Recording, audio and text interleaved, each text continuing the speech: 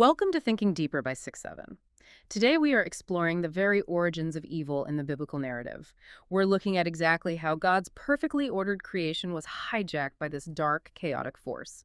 We are going to uncover the surprising truth that, that Satan is actually a job title rather than a proper name, and we'll dive into the mind-bending historical connection between ancient giant warriors, modern power structures, and humanity's ultimate battle against chaos. Right, and our sources today are really breaking down the incredibly complex theology of spiritual beings found in these ancient texts.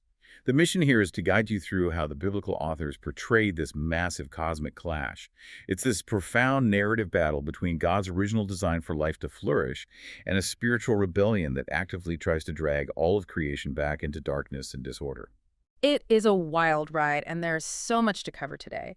But before we get entirely swept up in ancient mysteries, I want to say, if you like my channel, please subscribe and press the like button. All right, so let's start right at the beginning.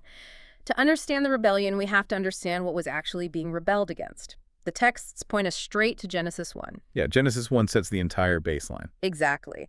In this narrative, God creates a beautifully ordered reality entirely out of darkness and disorder. And the whole purpose of this order is so that life can flourish. God looks at this creation and calls it good, I think 7 times? 7 times, yeah.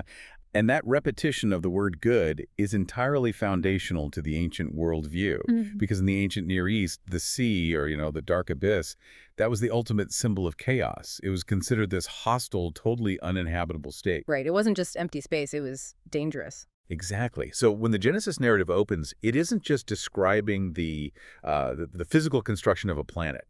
It is describing the establishment of a functional, life-giving order out of absolute watery chaos.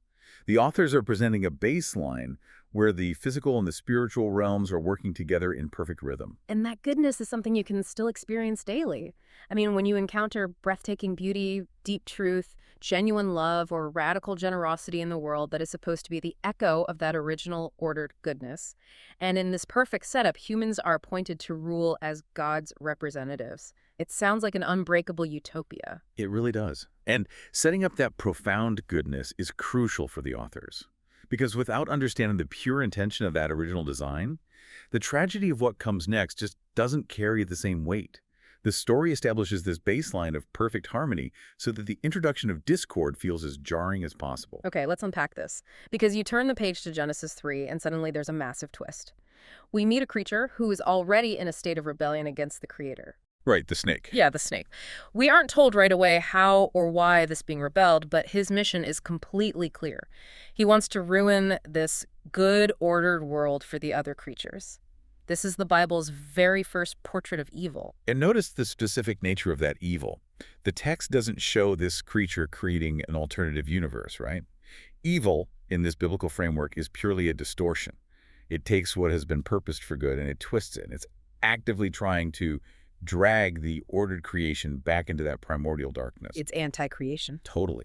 And the ultimate tragedy of the narrative is that the humans decide to join this spiritual rebel.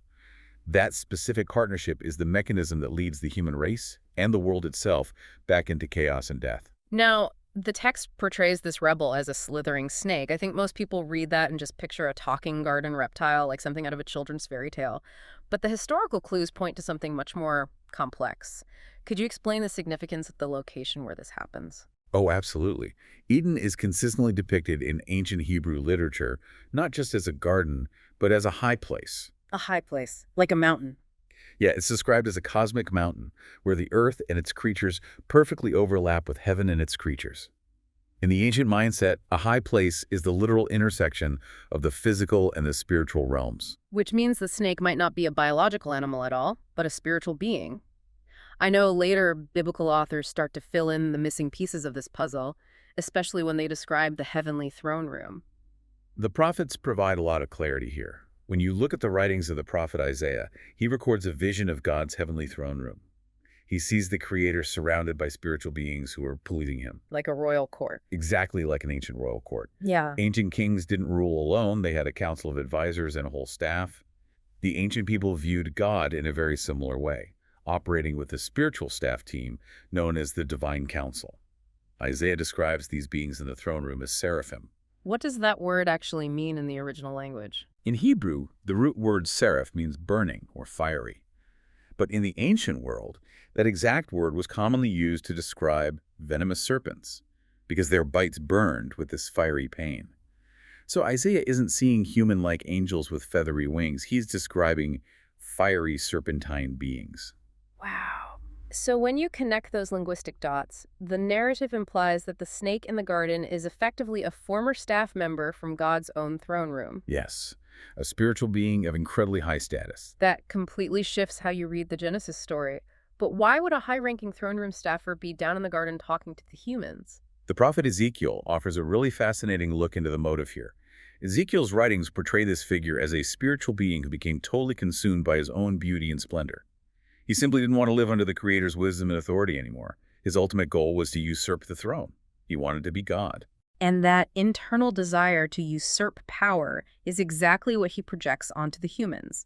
It is the exact same temptation he offers Adam and Eve. He gives them the false promise that they don't need the Creator's wisdom and that they can rule the world on their own terms. It is the ultimate lie of self-sufficiency. They buy the lie, the harmony is broken, and they are exiled from the high place. As a consequence, God declares that this spiritual rebel will now be cursed to crawl on its belly, perpetually animating division and hatred between humans. Here's where it gets really interesting, because, of course, we all know the famous name for this being, Satan. But the research drops a massive truth bomb here. Satan is not actually a name. No, it's not. And correcting that misconception completely changes our understanding of the text. Looking at the original Hebrew, the word has the definite article attached to it. It's ka Satan. Because it has the word "the" in front of it, it functions grammatically as a title, not a proper name. The Satan, and what does that title translate to? It translates to the adversary. That title defines its entire function within the biblical worldview.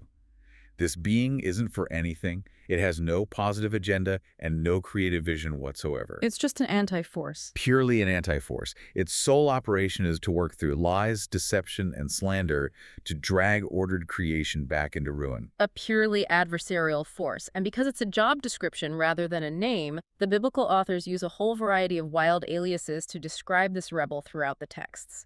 Sometimes it's a chaotic sea dragon, or a dark desert creature, or the king of death ruling in the grave. Yeah, as the biblical library grows, the titles expand to describe the function. You see him called the tempter, or the evil one. The Greek translation of the Hebrew text introduces the word diabolos. Which is where we get the word devil. What does diabolos mean? It literally translates to the slanderer, a being whose entire existence is dedicated to tearing down truth, reputation, and order through false accusations. When you look at the snake being cursed to animate division and hatred, you can vividly see the psychological and societal consequences of that today.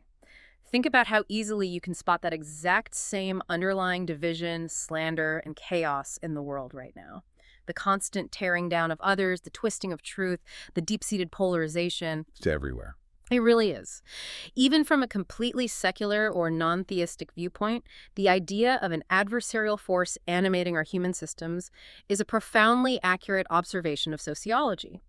The biblical authors are providing a framework to say that this friction isn't just natural, it's the result of humanity partnering with an ideology of rebellion. That human partnership is the absolute engine of the biblical conflict. And the texts reveal that this wasn't an isolated incident either. The wider spiritual rebellion introduces what we commonly call demons. Right. The snake wasn't the only bad guy. The texts indicate there were other members of God's heavenly staff team, the sons of God from that divine council, who also went rogue. And that leads to Genesis 6, which might be one of the strangest stories in the entire Bible. The narrative takes a very bizarre turn for the modern reader here, yeah. Genesis 6 describes a faction of these sons of God descending from the heavenly realm and having relations with human women. The offspring of this union are known as the Nephilim. And the text describes these Nephilim as violent warrior giants. If you're just reading this casually today, it sounds like a fantasy novel. Why would the ancient authors include something so wild in this foundational text? If we connect this to the bigger picture, and specifically to the cultural context of the ancient Near East, the inclusion makes perfect sense. The original readers lived surrounded by massive empires like Babylon and Assyria. Those empires all had their own foundation myths. Right, their propaganda. Exactly. Their state propaganda claimed that their kingdoms were founded and protected by giant warrior kings, beings like Gilgamesh, who were part human, part god, and filled with divine wisdom. So the neighboring nations were basically bragging. They were saying, our kings are literal demigods, and that gives us the divine right to conquer, oppress, and dominate you. They use that mythology to justify extreme military power and systemic violence. Mm. The biblical authors are looking at that propaganda and writing a brilliant subversive counter-narrative. They're essentially saying, those giant warrior kings you worship, they shouldn't be honored. They aren't divine heroes bringing civilization. They are the monstrous offspring of a cosmic rebellion. That completely flips the script on ancient history. The Bible is claiming these imperial heroes were actually human rebels held captive to spiritual evil, and their only legacy was spreading violence across God's world. And the narrative actually traces the lineage of this violent rebellion forward, right? One of those kings goes on to build a very significant city later in Genesis. That would be the figure of Nimrod. The authors use a very deliberate wordplay here, as his name is derived from the Hebrew root word for rebel. Nimrod is credited with building Babylon. Babylon, the site of the Tower of Babel. Babylon becomes the ultimate biblical symbol of human institutions exalting themselves. It represents humanity trying to reach the heavens on their own terms, relying on military and economic dominance rather than the Creator's wisdom. It is the pinnacle of human and spiritual partnership, which God ultimately scatters. And how does the narrative connect the scattering of Babylon to the origin of demons? We find that connection much later in the book of Deuteronomy. Moses provides a theological commentary on the Babylon event. He explicitly states that when God scattered the nations, he handed them over to worship the rebel host of heaven. Moses is the first to officially categorize these lesser spiritual beings as demons. But he isn't talking about Hollywood horror movie monsters hiding under the bed, is he? Not at all. In this framework, demons are the gods of empire. They are the animating spiritual forces behind the obsessive pursuit of money, the exploitation of sex, and the idolization of military power. That distinction is so crucial. We're talking about spiritual forces that operate behind corrupt human power structures. The research breaks down how these forces operate on two distinct levels, the macro and the micro. On the macro level, as seen with Babylon and the Nephilim, these forces are portrayed as the spiritual sickness infecting large-scale institutions. They are the unseen drivers of systemic violence, unchecked corporate greed, and the militaristic domination of human empires. But it's also deeply personal. On the micro level, these same forces are at work exploiting our individual humanity. They prey on our personal greed, our daily selfishness, and the inherent weakness of our mortal bodies. So spiritual evil in the biblical text is ultimately defined as anything, whether it's a massive corrupt government or a deeply selfish personal choice that drags God's ordered creation back into chaos and death. It covers everything from the imperial throne down to the human heart. So what does this all mean? The world is fractured. Human systems are corrupted by spiritual rebellion, and individuals are caught in the crossfire of this cosmic war. How does the biblical narrative actually resolve this massive problem? That brings us to the New Testament and the arrival of Jesus. The New Testament texts portray Jesus as bringing a radically different perspective on the human condition. If you look closely at his teachings and his early followers, they did not view other humans as the primary enemy. They didn't even view the oppressive Roman Empire or the corrupt religious leaders of their day as the ultimate villain. Which is astounding given the immense political and physical oppression they were actively living under. You would think overthrowing Rome would be priority number one. You would think so. But they understood the deeper reality of the narrative. They viewed all the pain, the oppression, and the suffering as mere symptoms. The root disease was the world's captivity to death and the adversary. The human beings causing the pain were viewed as captives themselves, manipulated by the rebel host of heaven. The real enemy was the spiritual rebellion itself. If you just overthrow a human king or change a human law, the new king and the new law will eventually just be corrupted by the exact same spiritual forces. So how does Jesus actually confront this? The texts present Jesus realizing that the only possible way to rescue creation from this cosmic ruin was to go to the very root of the problem. He couldn't fight the empire using the empire's tools of violence and dominance, because that is the exact domain of the adversary. Instead, the narrative shows him confronting and overcoming evil and death itself through absolute self-sacrifice. He lets the full force of human and spiritual evil crash over him on the cross. He absorbs the ultimate consequence of the rebellion, which is death. The crucifixion is portrayed not as a defeat by the Roman Empire, but as a deliberate subversion of the adversary's power. By allowing the forces of chaos to exhaust their ultimate weapon, death, on the author of life, The narrative claims that the power of death was paradoxically broken. Wow. He defeats the adversary by refusing to play his game of violence, thereby beginning the restoration of that original Genesis 1 goodness. It is an absolutely epic narrative arc. Let's recap our journey today. We started by looking at the ancient blueprint for a perfectly ordered, flourishing creation out of a chaotic abyss.